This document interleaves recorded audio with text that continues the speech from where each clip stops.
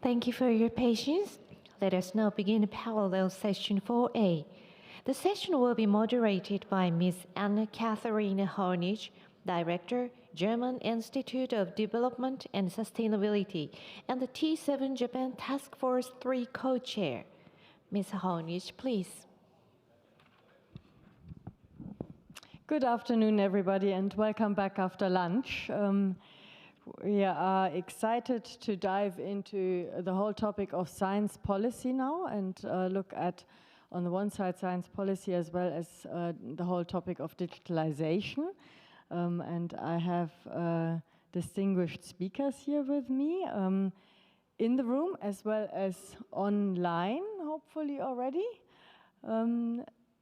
We can't quite see our fourth speaker. Yeah, okay, Suma, welcome. And thanks for joining us. Let me introduce you to our speakers first. We then have, I will say a few words on the overall framing of the task force that encouraged our discussions. And then we have short statements from everyone, 3 minutes, 4 minutes, and engage in a discussion, which will give us a lot more insight into also some of the discussions in the policy briefs. Now, with me are Alyssa Jade McDonald-Bartley. She is a social entrepreneur and member of the board of the CGIAR system, the system of 14, I think it's 14, no? Different agricultural research institutes located all around the globe, put it that way. And Alyssa has been or is member of the board on quite a lot of the CGIAR institutes within agricultural context, but also within marine and fisheries related contexts. Then we have Professor Toshio Obi with us. Welcome and thank you for joining us. Professor Obi is Professor Emeritus at the Waseda University here in Japan.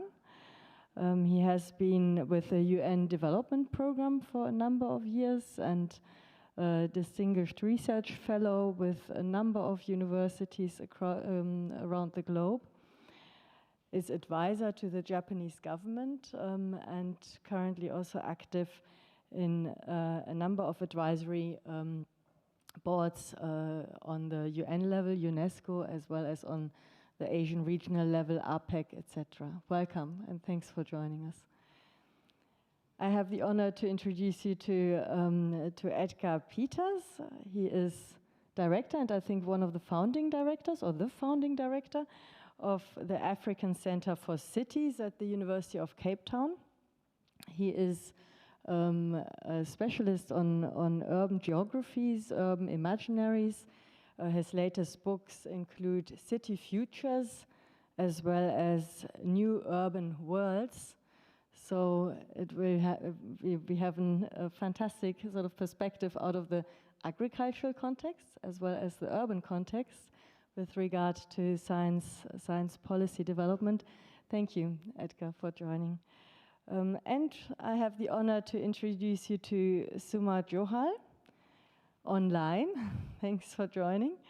Suma is the executive director at the Linux Foundation and a specialist on open source technology as well as the use of data in questions of sustainable development, working for the Agenda 2030 in many ways through the digital perspective.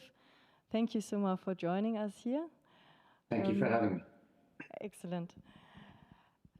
And thank all of you for joining us. We realize it's just after lunch, so it is always a bit tricky and challenging, and even more so, we appreciate you joining. Now, what we discussed in our task force were, of course, a range of different or sort of approaching questions of how to foster research, research and development investments globally in order to overcome fragmentations within the science system, fragmentations that arise due to immensely different science funding in different world regions. We have figures ranging from around 1% of the GDP. That is the goal of the African Union, to foster 1% of GDP financing of research and development systems on the continent, to 3%, for instance, in the European Union context, around 3% also in the US-American context.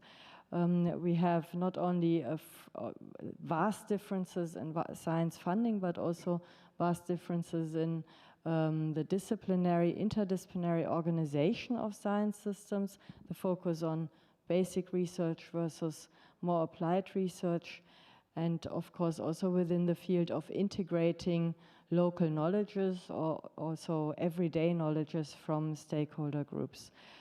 At the same time, we have rapidly ongoing digitalization processes, not just, of course, within the science system, but often I would say more outside of the science system than inside, if I may say that as someone working in the science system.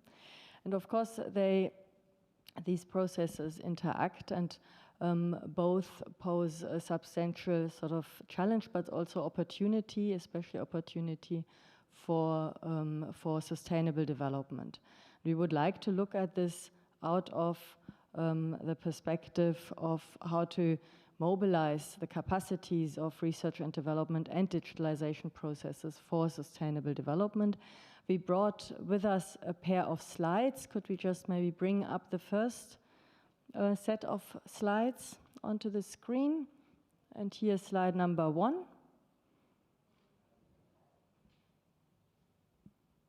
Excellent.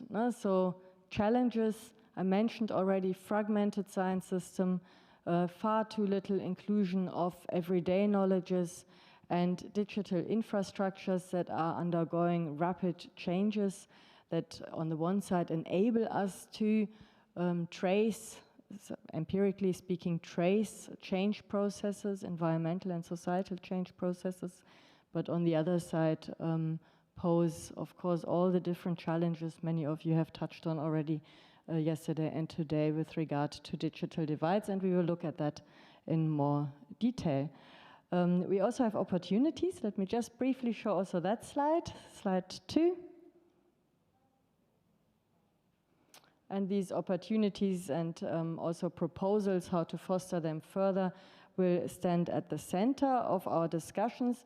I would leave the slide standing up here at the moment while we listen to the insights from our experts here coming in from an agricultural perspective and perspective of an international science system, one could say. Then we move to the perspective with Professor Obi out of the perspective of of AI, and its potentials, jump to the urban spaces, and then have the perspective of Linux Foundation on open source technology. With this, I would hand over. Alyssa Jade, please. Fantastic. Thank you so much, Anna Katerina. Colleagues, I sit here before you as the daughter of a crop farmer in a small Pacific island in Papua New Guinea. And what I would like to propose is, from that small island food system perspective, the importance of what high-end science could actually do to address some of our great global challenges. And I want to pitch to you the idea of food security and nutrition as the tool in our climate insecure world, and also my small island home. Could you imagine a world where we have investment in nutrient-rich crops?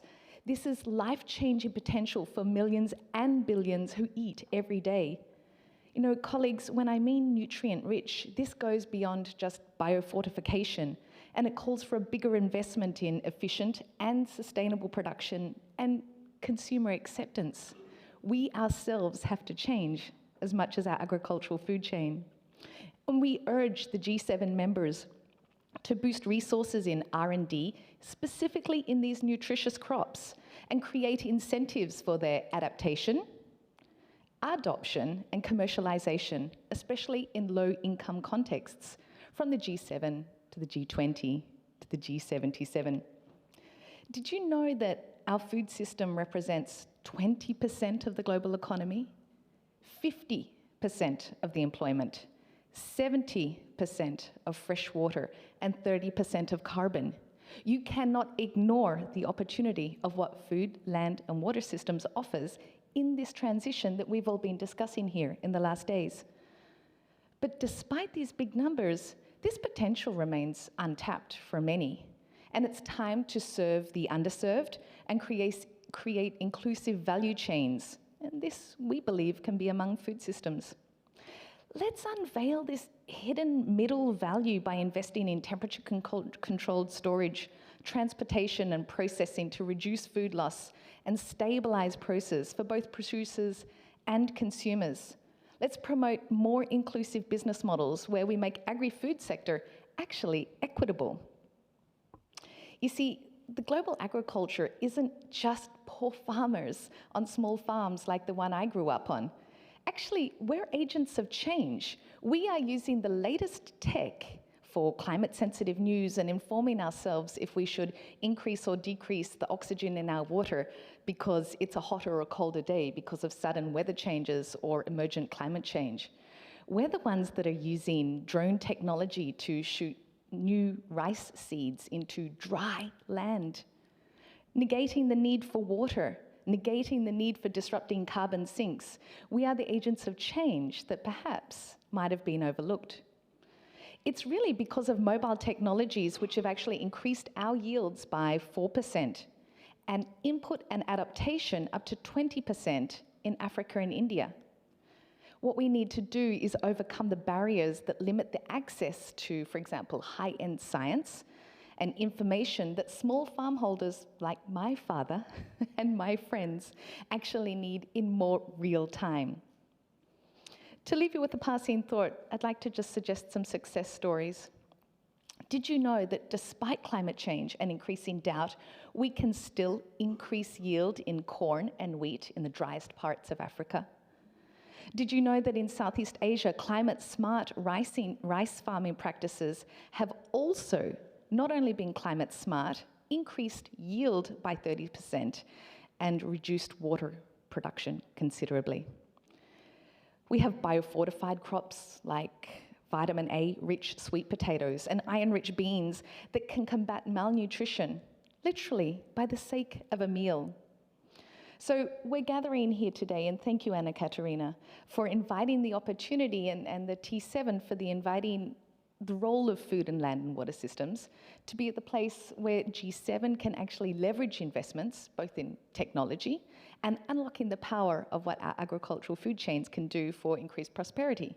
G7, 20, 77, and maybe my small island home. Thank you. Thanks, and you may clap. We may clap. No, just, and thank you, Alyssa Jade, for bringing in this perspective. We collect our thoughts and immediately move to Professor Obi. Professor Obi brought a few slides. Can I ask them to be shown as well? Professor Obi, the floor is yours. Thank you for inviting me as well. I'm living in Tokyo, so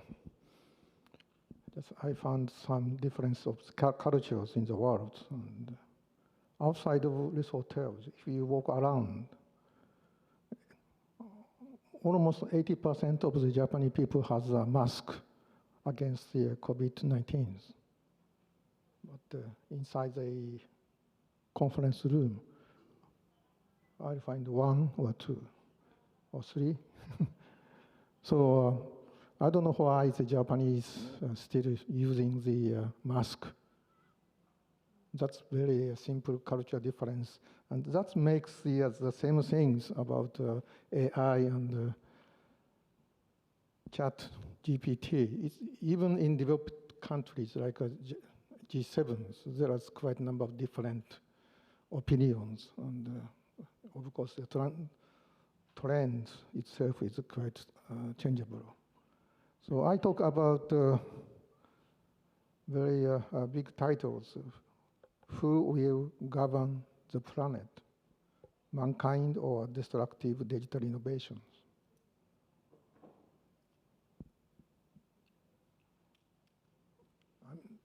Yeah. And first, just I make my personal observation on the interactive and generative AI and chat GPT, because that kind of things is the top priority issues on digitalizations. Also, the top priorities in G7 in terms of the non-military sector. Last 2 months, world media, newspaper, TV, the internet, talking about ChatGPT. It is good or bad. So just I make the very simple summary of the merit and demerit. And I think probably you know about these kind of things, merit and demerit of the ChatGPT, because it's quite popular topics in media. And what I should say is regarding demerit, regarding ethnics, they have significant impact on existing operation and white-collar jobs. I don't know how many people will lose their jobs, even in this room, in the future, because of the AI and related technologies, not only ChatGPT or image recognition and so on. So it's really important issue within 10 years. That's why we are very keen to talk about at the T7 and G7, maybe at the G20 as well. And what we should do is talking about the future tasks of the G7. Last week, I had a meeting with the Japanese Ministry of Internal Affairs and Communications, MIC, which is dealing with the AI and the chat GPT. Because tomorrow, there's the one ministerial meetings of G7 on, they call the digital and technology ministerial meetings at the Takasaki city. It's northern part of Japan. I mean, even northern part of the Tokyo is not so far. And they have 2 days ministerial meeting and conclude some consensus statement. So just so you can see the newspapers 2 days later. So how the G7 will dealing with the chat GPTs. And as I set the mask things, against the old post-COVID areas,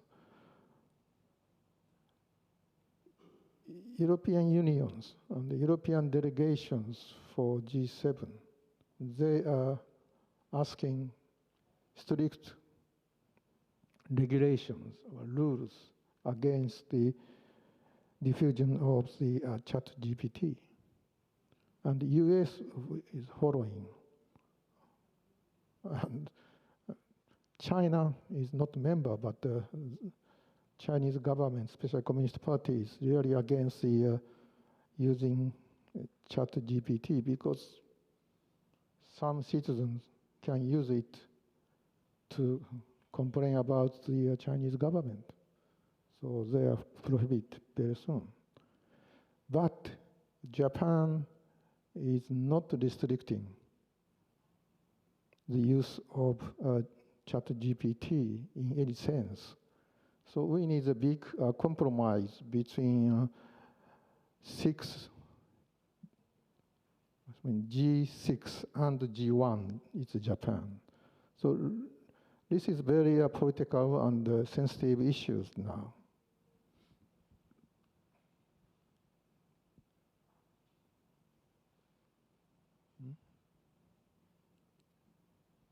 How's the next one? Yeah. Just I talk about issues on the losing a job. It's very serious in the futures. AI robot will work for human being right now, but in the futures, we have to work for AI robot. Because AI robot working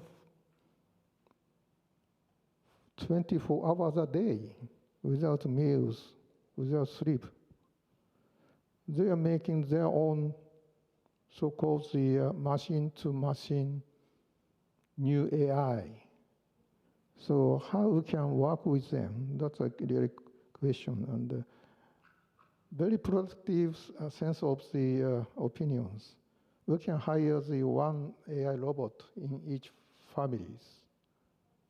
Then AI robot might be a very good partner. But in the office, if we misuse the AI robot, might be a disaster. AI robot becomes the rivals. Because they know everything about what we should do. And we are not only producing such kind of technology, but also like a blockchain, big data and IoT and VR, virtual realities, and 5G beyond. So we have to work with them daily basis. So that's quite something in digital society in the future. And that's why the role of G7 has a very important this time in Hiroshima.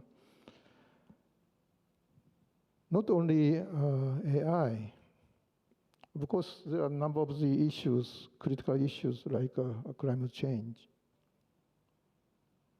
population aging, food and water, drinking waters, diseases, and so on. But these technologies which we can produce, it's different from the disasters, natural disasters. So policy issue is the so-called singularity. Dr. Ray Kurzweil told us in 2045, this kind of the destructive technology will be stronger than the knowledge of the human beings. But we foresee as a scholar or academia, this kind of new society, AI-led society, will come 2030s, much faster than we expected. Mm-hmm. That's we have to do quick action plans against this kind of technologies. Mm. I have to ask you to. Okay. So just I can say solutions. One is the need speedy rules, standards, ethics, as soon as possible against the AI and the chat GPT. And another one is the urgent comprehensive evaluation review on these issues, which involves the not only expert on AI, but also educators or medical doctors, lawyers, engineers, so on. That we need for solutions. And the last one is very simple. How we can protect of privacy, data, cybersecurity, ethics, and bridging digital gap, and increasing as a science for SDGs.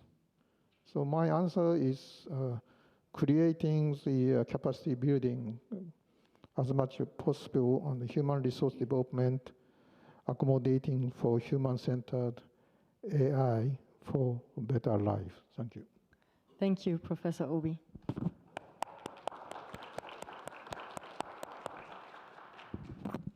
And we move on from AI now to the urban space. Edgar, please. Thanks, Anna-Katarina, and thanks to the T7 organizers and for the opportunity to be involved in this incredible process. So to make the urban dimension clear, I need to step back a little bit and talk about why the urgent question is how we align the scientific endeavor and scientific cooperation with the SDGs and achieving the Paris Climate Agreement.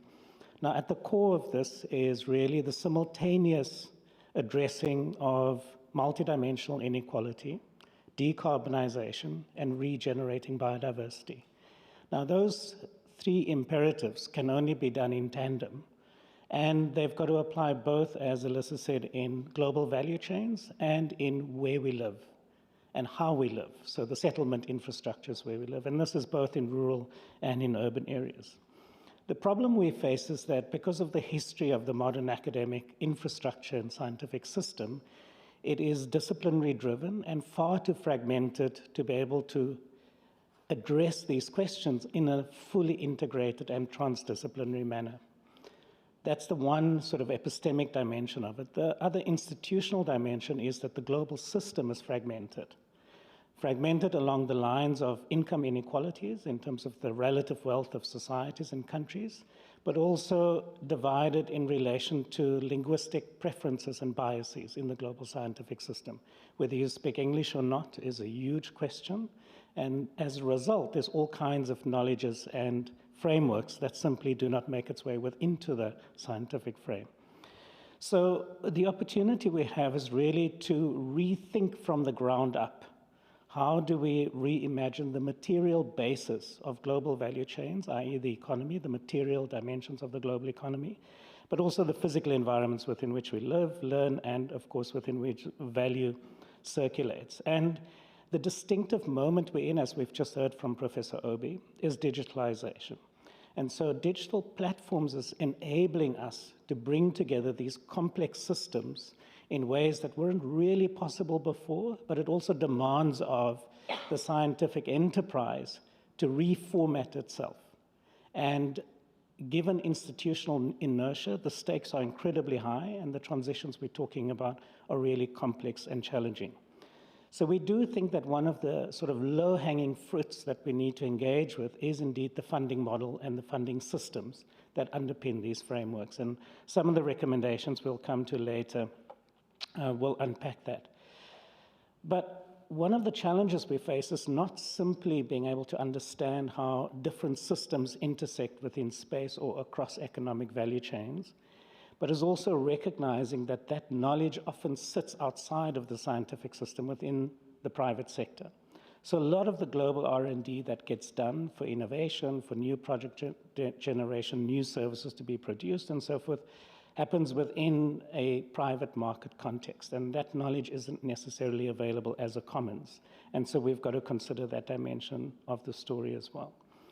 So one of the examples that I just want to draw through to, I guess, concretize what we're talking about and what the stakes are, is to recognize just how dramatic the changes are that we need to achieve. If we are going to reach the goals of a 1.5 degree world, if we are going to regenerate ecosystem services and replenish biodiversity, we will have to fundamentally change the metabolic functioning of all the circulation of products and services and how we live. So imagine we've got to rethink construction, building materials, energy systems, water catchment systems, waste management systems, mobility, and of course, how these are intermediated culturally in terms of people's social life and social practices. All of that needs to be redesigned and reformatted. And of course, the vested interests that we're talking about are dramatic. So I want to go back to a theme very briefly that emerged yesterday of degrowth. We had a short debate about that. So I think that that focus is slightly misplaced. So in 2011, UNEP produced the Green Economy Report, and they helped us with the concept of decoupling. So I think the decoupling of growth is a much more productive way of thinking about this, because it tells us that we need to achieve much greater environmental efficiency in production and consumption systems, but also we need to restore environmental systems as well. So the environmental impact shouldn't just be less than GDP growth, but also it needs to, in fact, regenerate systems. So that's absolute decoupling. So if we combine absolute decoupling with redesigning infrastructure and settlement systems, we get to a research agenda that is at the moment concentrated where resources sit within the global scientific system, which is the global North and OECD countries. And of course, where most of, for example, urban growth will happen between now and 2050 is in Africa and in Asia. 93% of all urban growth will be concentrated in those two regions, which means we've got to build a couple of Beijings, a couple of Tokyos, a couple of Bangkoks over the next 2-3 decades. How are we going to do that differently to stay within planetary boundaries? These are the questions that the current scientific system is not geared to answer meaningfully and at the scale that is required. And most importantly, the knowledge that we need is not simply technical knowledge. It is about embedding technical knowledge within diverse cultural systems, as we've just heard from Professor Obi. Now, if the knowledge production and generation is not done with businesses and firms, and especially the informal economy and informal workers, as we heard yesterday, and of course citizens and communities who live in different kinds of settlements, then we are simply not going to generate the kind of scientific breakthroughs that will become societal norms. And so we talk quite a bit about the need to embed transdisciplinary knowledge, practices, and methods within this new scientific enterprise that can begin to address these questions. And of course, that means, to come back to where I started, if we don't have a fundamental rebalancing of the financing of the global scientific system alongside all of these new methodological innovations, we are not going to make a lot of progress. So part of where we end up then in the task force report is a set of very concrete recommendations about where to start and how to start to rebalance the system. And I'm happy to unpack some of the further examples on, for example, renewable energy or alternative mobility systems and the role AI can play in helping us doing this new complex calibrations. Thank you, Anna. Thank you. And we have one last input, and then we go into the discussion on the panel here, as well as, of course, with you in the plenary. Suma, may I hand over to you? Great. Thank you, everyone. Can you hear me okay? I hope you can. Yes, great. So first of all, thank you so much for giving me the opportunity to be on this esteemed panel and the opportunity to present my views at this great event. I think my remarks really are around how digital innovation has in reality shaped over the last 30 years. And so before I tell you the story that informs what I have to say, I'll take you back to the history of computing itself. And so if you look back about 30 to 40 years when the transistor was invented and computing really started, there was this great big divide, a big debate in the technology community about how should technology really emerge? Should it all be proprietary and controlled by private sector actors, as many believe today it does?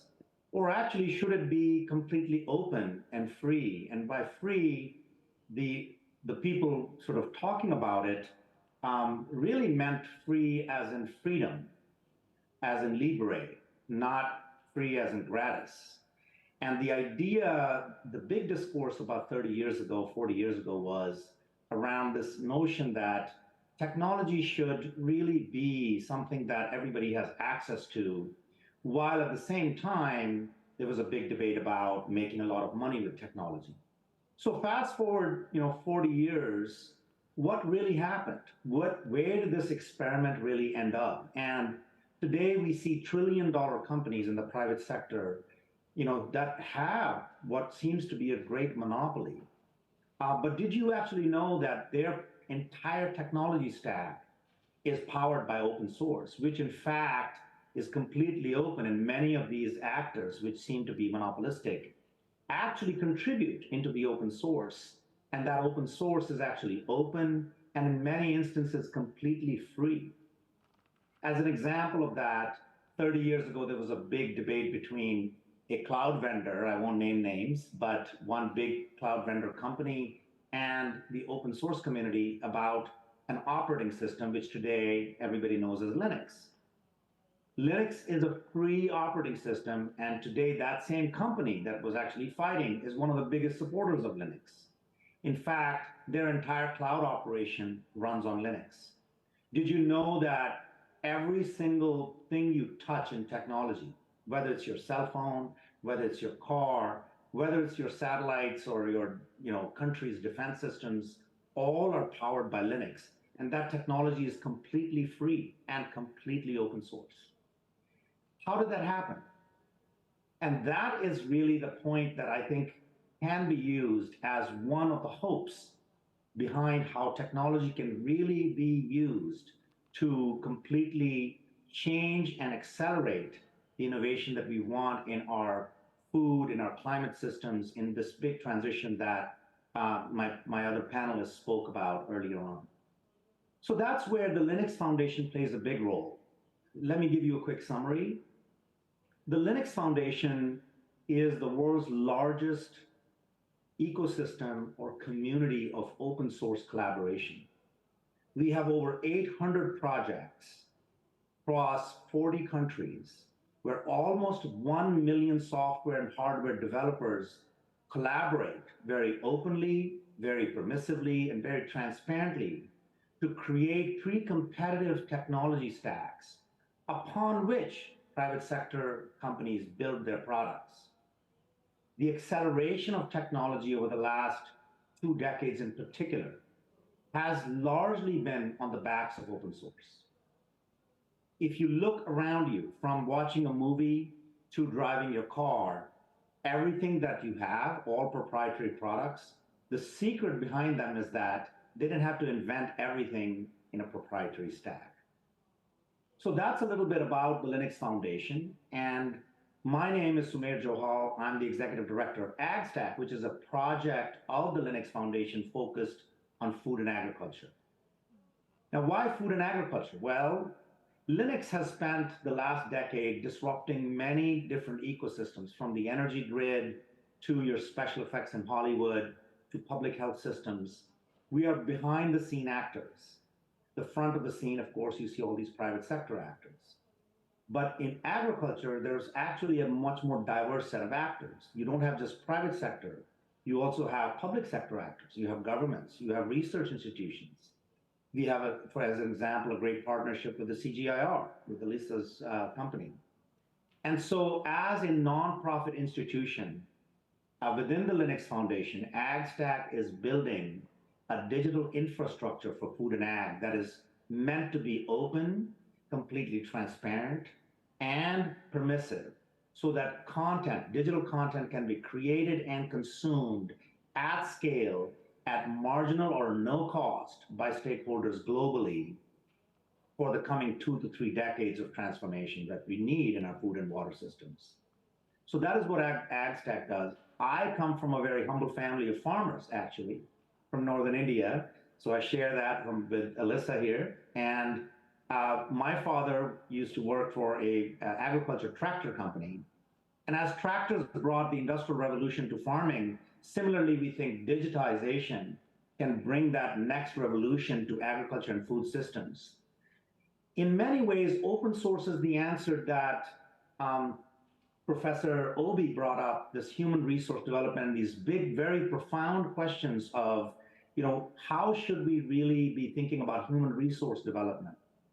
Open source enables humans to be in control, to transparently and in a common community governance model, build technology that is for the greater human good, so that humans stay in charge, but don't have to build everything from scratch. We can actually layer upon our goods over time.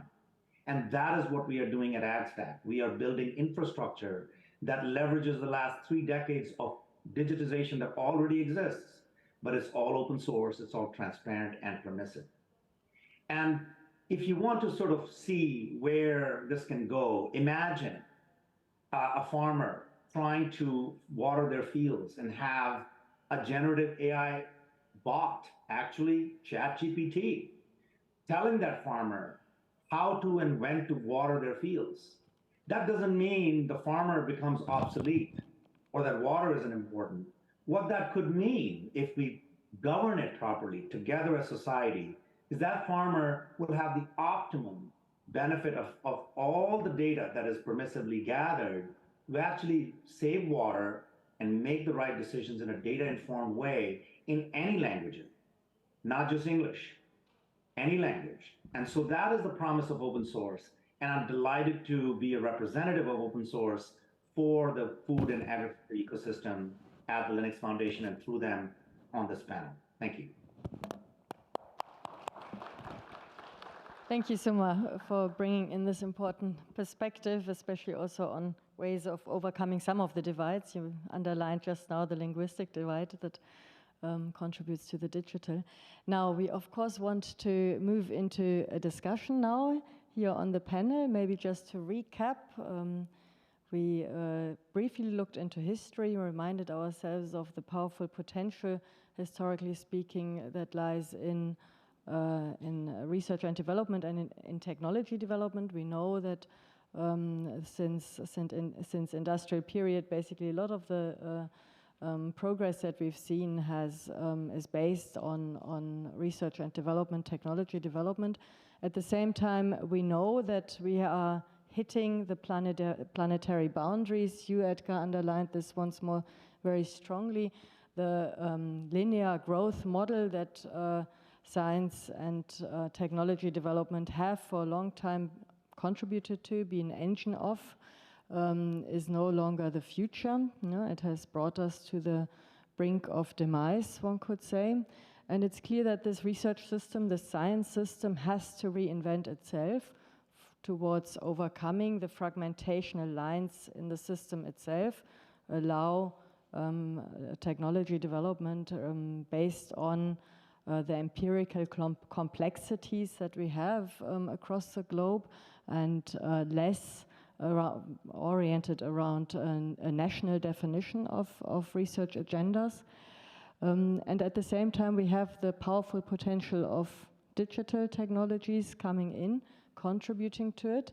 We have had a World Bank report, 98-99, that was entitled Knowledge for Development. It started with a sentence saying, knowledge is like light, easily traveling the world, enlightening the people everywhere.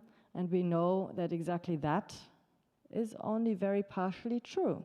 And Alyssa pointed to some of the also legal restrictions that we have come up with that avoid that knowledge travels like light, whether it's patents or also the language differences and the technological differences, questions of access, of course, that again and again contribute to structural inequalities also within the system. And Suma, I would summarize some of what you've said also by underlining the open source potential in overcoming exactly some of these problems.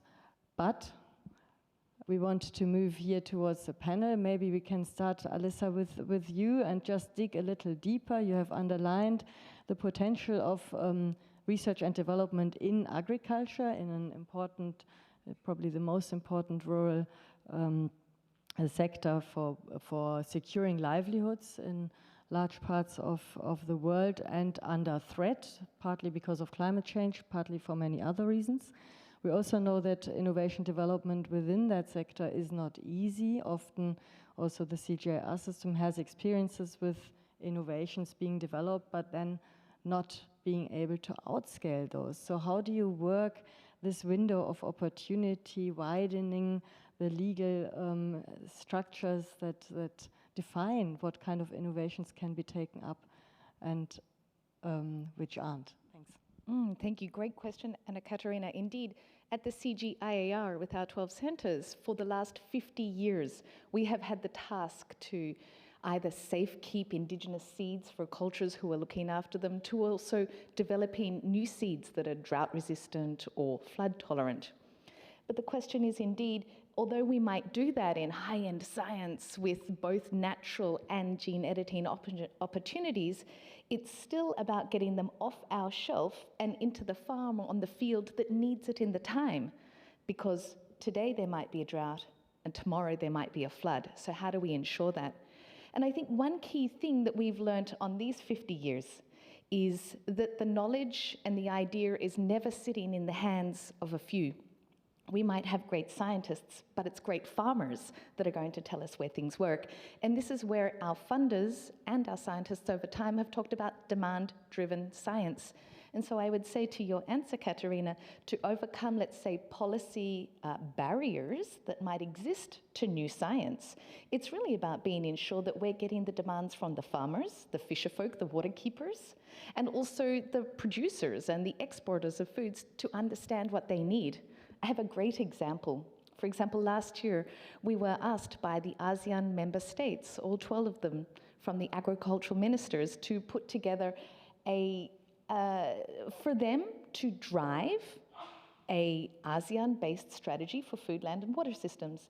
And so, for example, instead of us being scientists with beakers and Bunsen burners, actually the question started there. We did 700 consultations over 12 countries within a very short period of time with private sector, with public sector, small communities, farmers, water keepers, and regulators to understand, what do you need to be able to get these improved seeds and that improved aquatic food structure to be legal and functioning and profitable and nutritious for your people?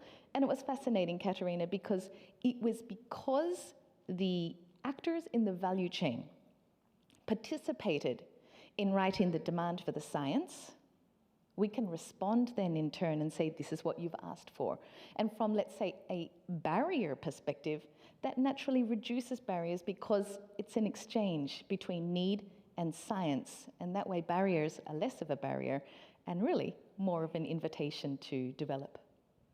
Edgar, do you have something similar in the urban environment? Go ahead and maybe link it also to your decoupling of wealth. I think that's an important point you're bringing in also on the question of how does the system have to reinvent itself, and not just within transforming the energy systems, etc., but actually within the science system itself. Yeah, thanks. I thank you for the curveball. Didn't expect that. But what comes to mind immediately as I was listening, and I think to make this clearer, is a project that I'm involved with a think tank in Europe called Bauhaus de Erde, Bauhaus for the Earth, which is connected with the European Union Bauhaus initiative as well.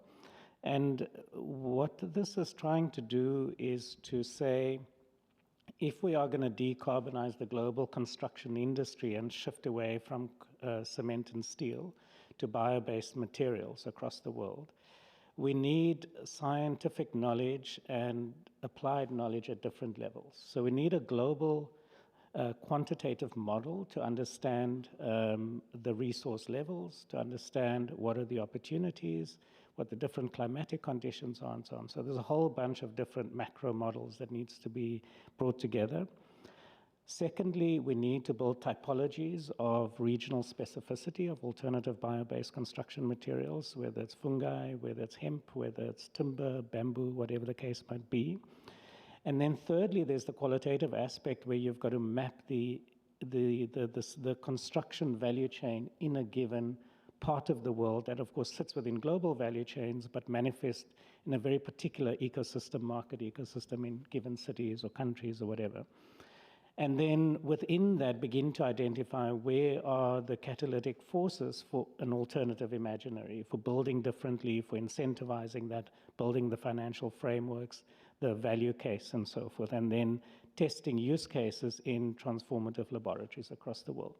And so in that case, what we have is bringing together of academics, of public policy officers, of activists, In Indonesia, there's a lab in Cape Town and in Bhutan, and one in Berlin. And this is an example of how one is able to bring together different knowledge sets, different disciplines, but at the core of it is really to understand what does an alternative post-carbon economic framework look like for the construction sector, acknowledging that the IP has to be open source, to pick up on Suma's point, and a lot of the kind of detailed computational work that needs to be done to figure out how do you make these ecosystems work at the local scale, in fact, is going to absolutely require the kind of Linux back end so that you have an Internet of Things framework that allows you to do those calibrations. So I'm just saying all of this to make the point that if you look at how I would apply for a research grant at the moment from the University of Cape Town, there is no way that I can write all of that into a research application and get funding from the European Union, for example, because the expectation is that you are supposed to do a discrete piece of research that has a beginning and an end. The output is a journal article, the output is a book, and then you get rewarded through the national scientific system. And whether you're making any difference in access to opportunities or social justice in the world is completely by the way. So maybe that one example from the case of the construction field that underpins both urban and rural economies maybe brings some of these issues to the fore. Thanks. Yeah, thanks, Edgar, for on the one side underlining how the topical foci have to change, no, within the research system. You spoke of the post-carbon framework, but also, of course, then the instrument development for post-carbon world, but also the funding schemes and mechanisms that run, and basically the science system have to be altered. And from there, we would now, Suma, take a step towards you. And Professor Obi outlined very well how Japan has to find its own, or is negotiating its position on regulation in the field of AI, and he pointed to the European Union taking a slightly stricter approach, and China that has its own perspective, a slightly more liberal perspective. One could maybe say out of a certain perspective, a stricter perspective out of a different dimension. Now, you have very much underlined the open source potential. Maybe you can say a few words on what kind of regulation is needed in order to actually underline the potential rather than the risks. Thanks.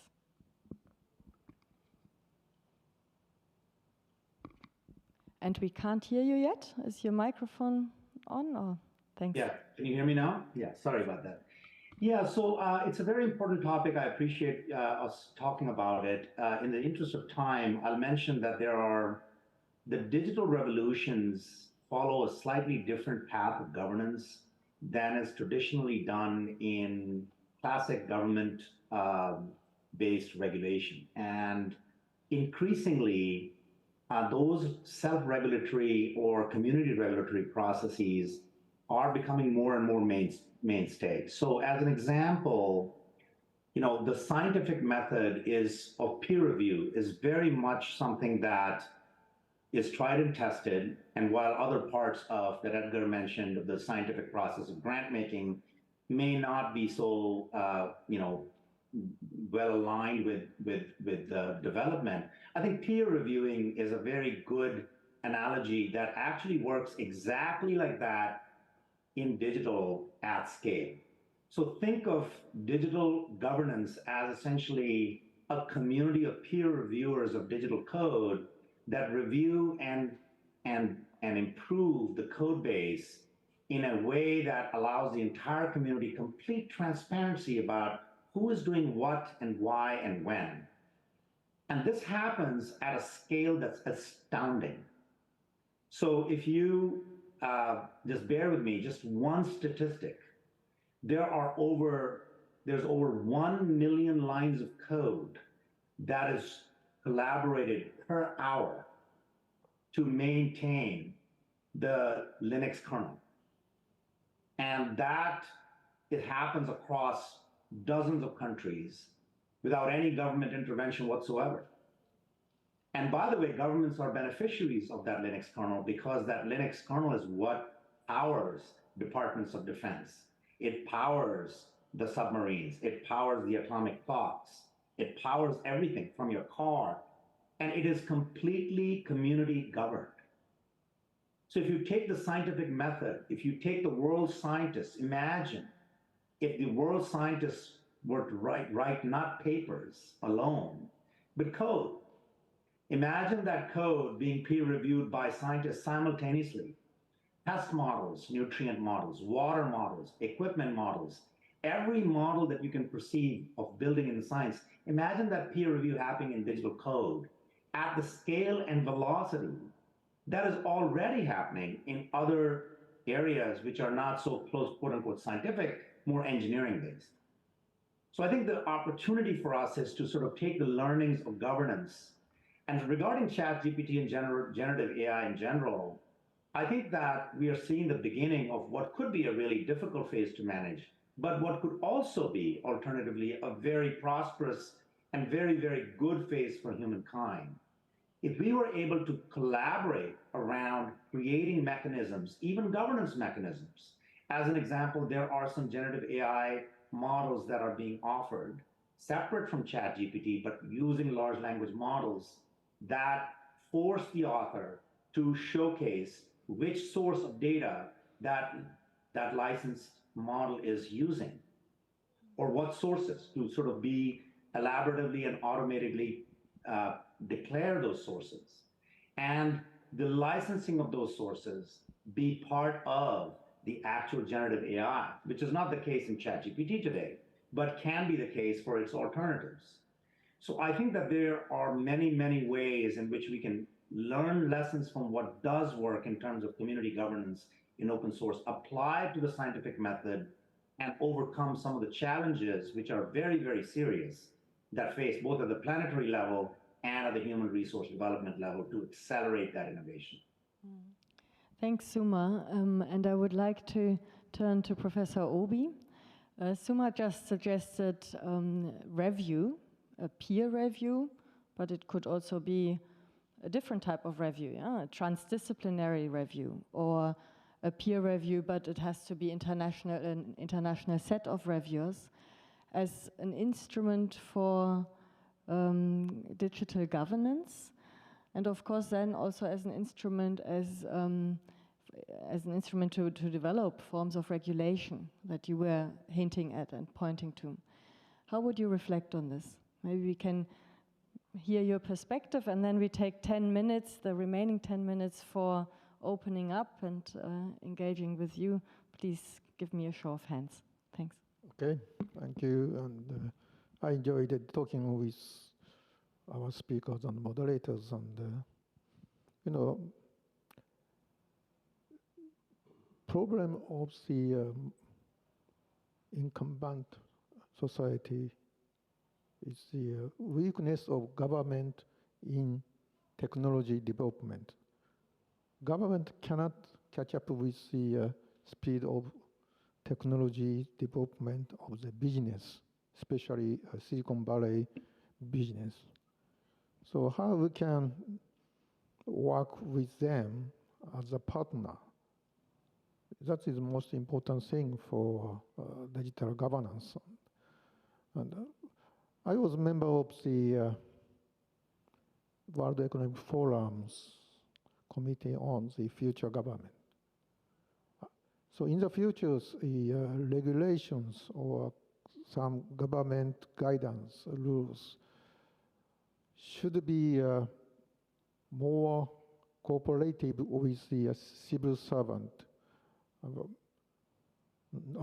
civil societies. Okay? Otherwise, government has a long way to handle with the destructive technologies. And another example is I'm a special envoy of the Secretary General of the International Telecommunication Union, ITU, of the United Nations system. And I push the ITU as the United Nations. Academia should be partner, not advisors like T7 or whatever they call the advisory group. And ITU, with its 200-member government, finally agreed my opinions. And academia, the university think tank, becomes the official member. Because United Nations needs the innovative research and development and outcome of it. So what we should do on the science for better life, academia and think tank should have more voice to public and digital societies. That's my thinking always for future. Yeah, thank you. And I invite you to come in, please. Good afternoon to all organizers and participants. I'm Gabriel Cruz from Ecuador Government Custom Agency. Now, my question will go through Professor Obi and panelist Joha. And you talk about regulate technology through strong policies. So since this new technology that is developing very fast, and it's also developing as artificial intelligence is being used in an indiscriminate way, my question will be, what will be the G7 and G20 position to regulate this issue, and how to have a balance between the workforce and technology?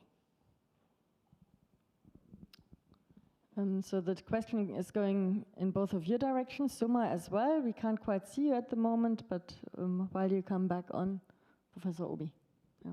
Thank you for your very important question and very difficult to answer because it's going on, the G7 and the G20s every year. And the issue we come out is the how government regulate the progress of the technologies. But it's nonsense, you know. Science should be free in the world and not by technology regulation or any other commitment by a specific group. Because it's science, it will be borderless and global, and everybody can enjoy the future of our scientific societies. So that's my comment, and this is quite against the government policies to govern the everything in terms of the digital technologies, especially so-called the emerging technologies. Thank you. Suma, before I hand over to you, I would like to bring in one more question, please.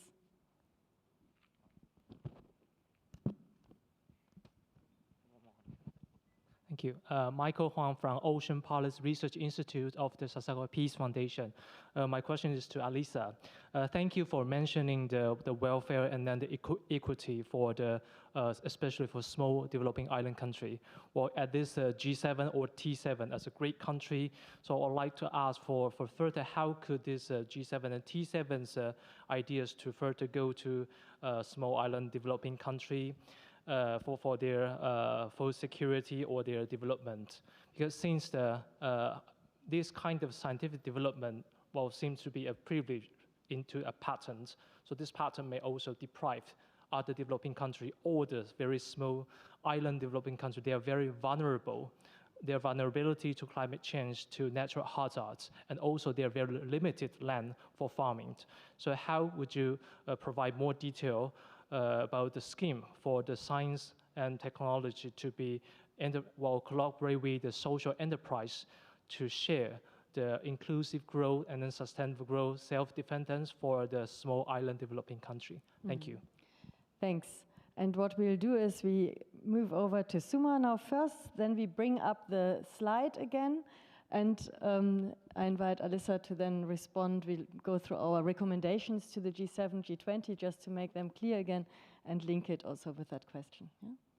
Okay, Suma, please. Great, thank you. So I'll try to answer both these questions. The first one, to reframe it, was around governance. How can compliance, governance, regulation, et cetera, help or hurt the particular scientific freedom, if you will? And the second question was around equity for the not so big nations or smaller communities that are more vulnerable, particularly to climate change. And I think to answer the first one from my perspective or from the open source community's perspective, it's that whenever projects of technical rigor are handed back to the people who are in charge and not to a select few, when the community comes together to address a common problem, governance becomes one of creating guardrails or create some sort of framework rather than be limiting. So think of it as the role of governance is not so much about regulating, it's more to sort of create pathways for efficiency. For example, funding. Government can play a big role in defragmented funding. And Edgar mentioned some funding mechanisms of these papers and scientific research done the old way. I think there could be ways in which funding can happen now, which can be much more collaborative, in which these ecosystems can move where everybody can benefit from actually moving a scientific knowledge from early stages to further. So I think the role of governance can take on a much broader and much more guidance role rather than an inhibiting role when communities come together to build and maintain something. And regarding the second question about equity, particularly of smaller nations, I think by making open source free, accessibly free for smaller nations to participate, again, not speaking for smaller nations, but including them into the conversation, including them into the authorship, including them into the actual ideation, including them in the capacity building to do the ideation. I think there are all very important steps that development economics has to take, and governments can play a big role in enabling their citizens to become digitally savvy. There are digital deserts often in these vulnerable communities, and we need to do much more. The Linux Foundation, for example, provides free certification and courses that we think we can amplify a lot with 100 partners across the world to create free digital courses so that a person with not even a high school education can open a laptop and start innovating and create solutions for their village, for their farm, for their thing in a fraction of the cost and fraction of the time. That's the power of open source that I think solves both those problems. Thank you, Suma. And with the look onto the time, and we still see the slide, I would invite the chairs, the co-chairs of this task force, together with Alyssa, Edgar, and myself, to briefly say a few more words on our core recommendations that we are taking to the G7, and would like also to ask the G7 to take it forward within the G20 discussions. The first one refers to the funding question. We need to substantially invest into a multilateral level scheme of financing research and development. We have the Belmont Forum, we have Future Earth. They are all attempts to move from nationally organized research systems to an international level where basically researchers from across the globe can jointly apply for. But the existing ones are heavily underfunded, Belmont Forum, Future Earth as two examples. That is a field where substantially more activity is needed. Through this dialogue, of course, then also awareness can be raised amongst science policy makers within the G7 and hopefully the G20 for the importance of investing into internationally organized agenda setting processes within research, internationally organized and with a clear focus on the complexities of the global challenges at hand. Can I invite Alyssa, you to say a few words on the second point, and then Edgar on the last 2 points. Thank you. Perfect. Thank you so much. The second point in terms of investing in digital technologies answers our colleague's question here regarding small island food systems and a request that we have. Indeed, there are unique challenges in my home and perhaps yours as well. And what we are proposing today here to the G7 is actually the role of technology in this solution. And that is, on one side, integrating local knowledge, because local knowledge is really the source of applying, for example, high-end science to the exact regional location. But really what we need to be able to do that is ensure that our farmers get the same access to what all farmers around the world need, which is the latest science as it relates to drought and flood resistant farming and agronomic practices. What this needs from the G7 is to invest in digital public goods, as our colleague Suma was mentioning before, for example, what open source is. We're looking specifically for food, land and water systems is good quality data. We need backbone infrastructure in the places that we work, where our farmers are living. We need analytics services, and we need to develop policies that help drive down the cost of data and digital access, specifically in rural areas, and particularly for gender sensitive and young adults who are emerging into the workforce. What this will be able to do when the G7 and G20 can respond with global public good as it relates to digital and data, organizations like ours and the others sitting on the panel here can facilitate the development of digital advisory businesses, which means bundling services like credit, extension, climate information, logistics, early warning systems, and insurance, all in one. Thanks. Edgar. Yeah, so we're over time, so I'll just mention that those 2 points are self-evident, and maybe one point of reflection on the basis of the discussion is really that this is absolutely an issue for the G20 to be leading on, and we're really looking forward to the interface with the G20 processes, because it's at that level, I think, where we can get traction on the first point there of resourcing. But I think secondly, to also think of the global agreement around additional resources to deal with mitigation, adaptation, and loss and damages, that has to include an explicit component that is focused on scientific innovation and digitization.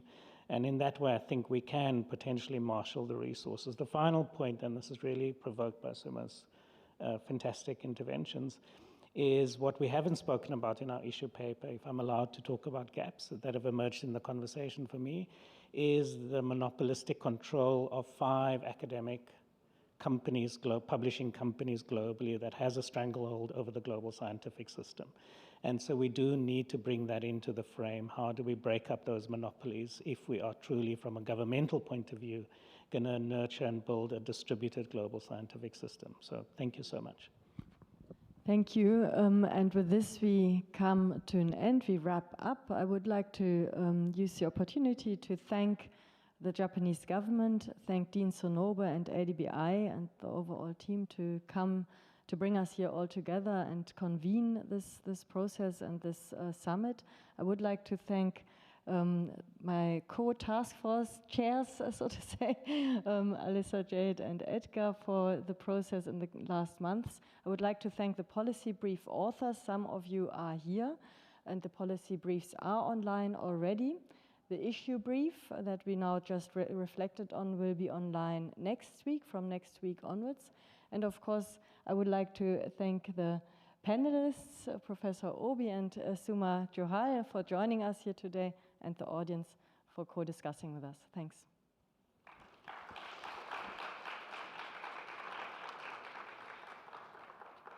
Thank you very much.